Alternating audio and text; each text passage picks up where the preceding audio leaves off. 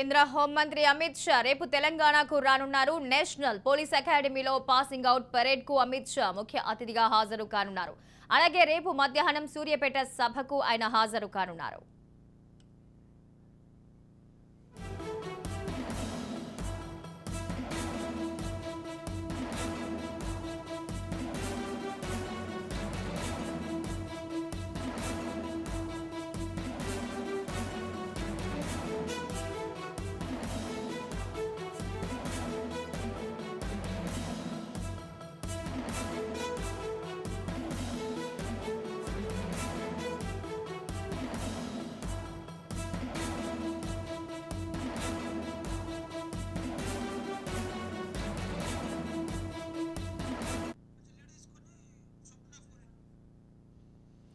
కేంద్ర హోంమంత్రి అమిత్ షా రేపు తెలంగాణకు రానున్నారు. నేషనల్ పోలీస్ అకాడమీలో పాసింగ్ అవుట్ పరేడ్ కు అమిత్ షా ముఖ్య అతిథిగా హాజరవుతారు.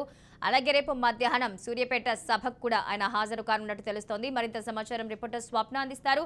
స్వప్న, అమిత్ షాకి సంబంధించిన స్కెడ్యూల్ ఏంటి? అదేవిధంగా రేపు జరగబోయే బహిరంగ సభలో కూడా ఎలక్షన్స్ కి సంబంధించి పార్టీలో కొంత హుషారు నింపే విధంగానే అమిత్ షా ప్రయత్నం కూడా ఉండబోతోందా? ఆయన పర్యటన ఉండబోతోందా?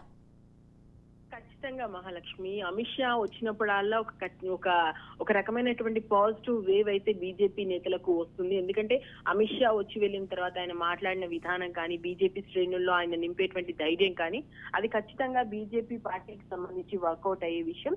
ఇక ఈసారి పెరేడ్ గ్రౌండ్ అది నేషనల్ గా పోలీస్ అకాడమీకి సంబంధించినటువంటి వర్క్ అయితే అఫీషియల్ వర్క్ ఉంది. దీంతో పాటు సూర్యాపేట ఎన్నికల్లో బహిరంగ సభలో ఆయన పాల్గొనబోతున్నారు. సూర్యాపేట ఎన్నికలకు సంబంధించి ఖచ్చితంగా ఆయన మాట్లాడేటువంటి మాటలు ఇటు టీఆర్ఎస్ కి అటు కాంగ్రెస్ ని టార్గెట్ చేసే విధంగానే మాట్లాడబోతున్నారని అర్థమవుతుంది. అండ్ ముఖ్యంగా బీజేపీ ఇప్పటి వరకు అంటే దేశంలో ప్రస్తుతం ఉన్నటువంటి కండిషన్ లో బీజేపీ ఎలాంటి పనులు చేసింది, ఆయన ఎస్పెషల్లీ తెలంగాణకు సంబంధించి ఏమేమి ఇచ్చింది అనే దాని మీదనే పూర్తి స్థాయిలో కాన్సన్ట్రేషన్ చేయబోతున్నారు.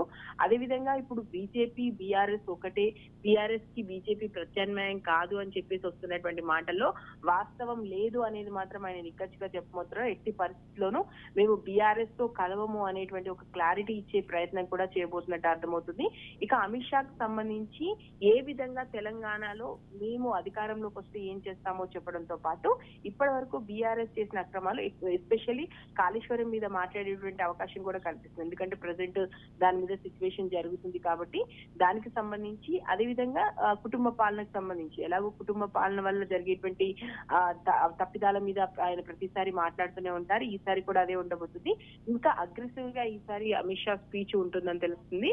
అలాగే ఇక్కడ ఉన్నటువంటి నేతలు ఎవరైతే ఆల్రెడీ పోటీకి సిద్ధంగా ఉన్నారో, ఎంపీలందరూ కూడా ఎమ్మెల్యేలుగా పోటీ చేయాలన్నారో, ఆయా నియోజకవర్గాలకు సంబంధించి ఎలా ఉంది ఇంటర్నల్ గా కూడా ఒక మీటింగ్ ఉండబోతుంది. ఇక్కడికి వచ్చిన తర్వాత హైదరాబాద్ నుంచి సూర్యాపేట వెళ్లే సమయంలో ఒక మీటింగ్ కూడా, ఇంటర్నల్ గా మీటింగ్ కూడా conduct చేసుకోబోతున్నారు.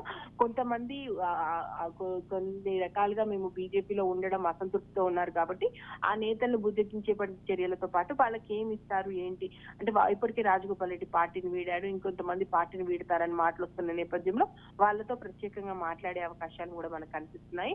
At the same time ఇటు అమిత్ షావి రేపు ఒక్కరోజే కాదు, దాదాపు ఒక 15 సభలకు పైగా ఈ ఎలక్షన్స్ లోపు 15 సార్లు అమిత్ షా ఇక్కడికి వస్తారు, తెలంగాణకు వస్తారు అని చెప్పేసి ఇప్పటికే బీజేపీ నేతలు చెప్తున్నారు. ఇట్లా ఎవ్రీ 10 days వస్తారు, వీక్లీ వస్తారు. ఖచ్చితంగా అమిత్ షాకు సంబంధించినటువంటి సభలు ఉండేలాగా ప్లాన్ చేస్తున్నారు. అమిత్ షాతో పాటు నడ్డాకు సంబంధించి కూడా 15 సభలు ఉంటాయి. అండ్ మోడీ కూడా దాదాపు 5 నుంచి 10 సభలు ఇప్పటికే ప్లాన్ చేసుకున్నాము.